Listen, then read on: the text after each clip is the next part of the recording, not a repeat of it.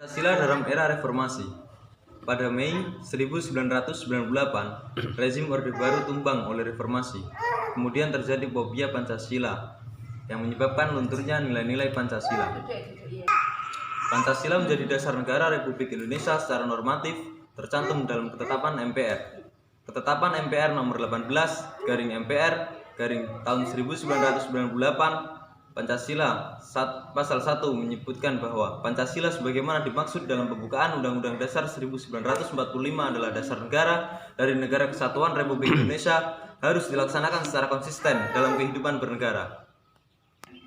Pancasila sebagai dasar negara, Pancasila pun menjadi sumber hukum yang ditetapkan dalam ketetapan MPR nomor 3/MPR tahun 2000 pasal 1 ayat 3 yang menyebutkan sumber hukum dasar nasional adalah Pancasila sebagaimana yang tertulis dalam pembukaan Undang-Undang Dasar 1945, yaitu ketuhanan yang Maha Esa, kemanusiaan yang adil dan beradab, persatuan Indonesia, dan kerakyatan yang dipimpin oleh hikmat kebijaksanaan dalam permusyawaratan perwakilan, serta dengan mewujudkan suatu keadilan sosial bagi seluruh rakyat Indonesia dan batang tubuh Undang-Undang Dasar 1945.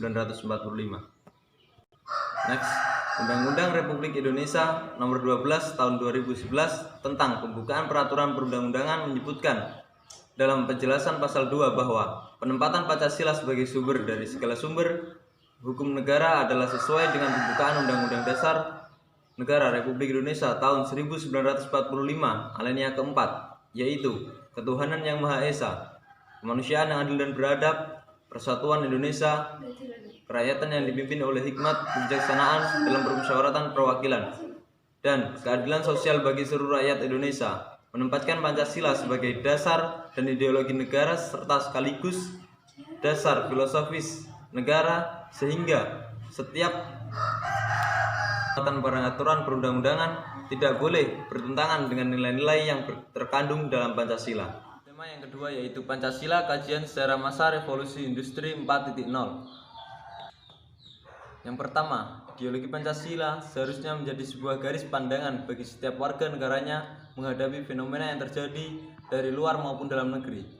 Dengan adanya revolusi industri 4.0 sehingga terjadi tantangan, ideologi Pancasila semakin kompleks dalam mengikuti perkembangan zaman. Tantangan tidak hanya datang dari ideologi liberalisme, komunisme, individualisme, ateisme, kapitalisme dalam kehidupan sosial, narkoba, terorisme, dan korupsi, serta kebudayaan global. Tetapi tantangan ideologi Pancasila juga datang dari segi ekonomi. Pergeseran nilai-nilai Pancasila tidak hanya dipandang dari perubahan sosial politik, tetapi juga pergeseran Pancasila juga bisa disebabkan oleh faktor ekonomi yang semakin maju melalui sebuah revolusi yang sudah berlalu seperti mulai revolusi 2.0 dan revolusi 3.0 sudah dilalui oleh ideologi Pancasila. Sekarang ideologi Pancasila menghadapi tantangan baru yaitu revolusi industri 4.0. Next, tantangan dan penguatan ideologi Pancasila dalam menghadapi revolusi industri 4.0.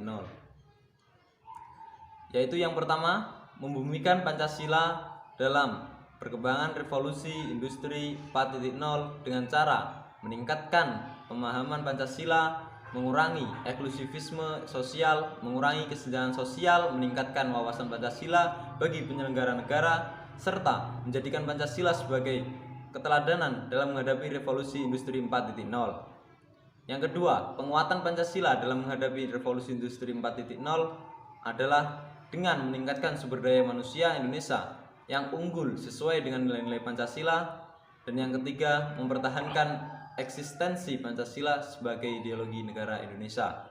Next, penanaman nilai-nilai Pancasila pada masa revolusi industri 4.0, yaitu tantangan yang dihadapi dalam proses penanaman nilai-nilai Pancasila pada era revolusi industri 4.0 saat ini, yaitu salah satunya terletak pada peserta didik yang sudah tidak dapat terlepas dari handphone dan gadget.